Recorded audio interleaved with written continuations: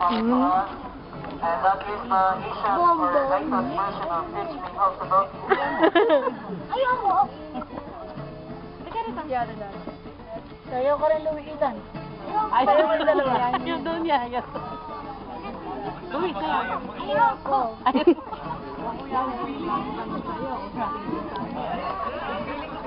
Sige po, it's on the middle. Together with the Aitas. Come on!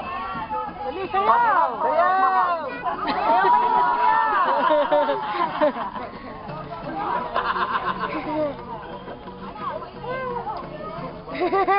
Yung nakamay, sayaw! Yung nakamay. Okay, everybody, please give him a big round of applause. Then everybody, for the second dance that they are going to show us is what they call, it's a monkey dance. And monkey dance is the honking dance of our native Filipino. So this is the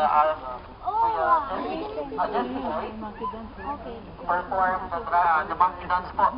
Everybody, excuse me, ma'am. Stay away from that, please. Thank you. Because there's a monkey up there.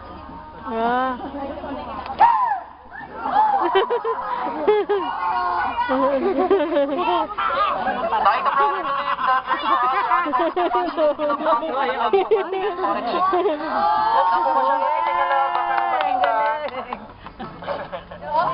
yeah, that is the Aitas pole dancing. Please give him a big round of applause.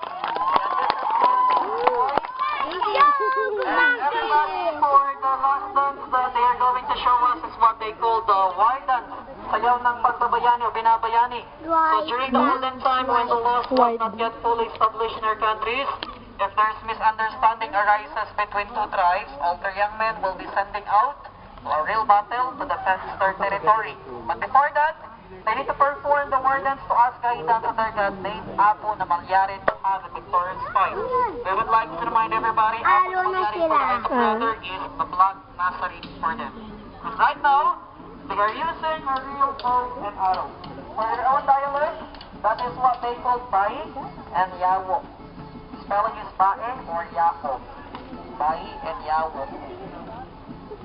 Watch out. Sometimes.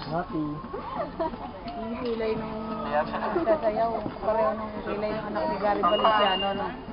Na? Sigaw. Medyo puti. Everybody, please give them a big round of applause. And thank you very much for watching the wonderful presentation that the Aitas has offered to us. Anong bus number ka? Bus number 1 po, please stand up now. Follow your group, going to your next group. Then for those who belong to my group and SAS group, please move forward also.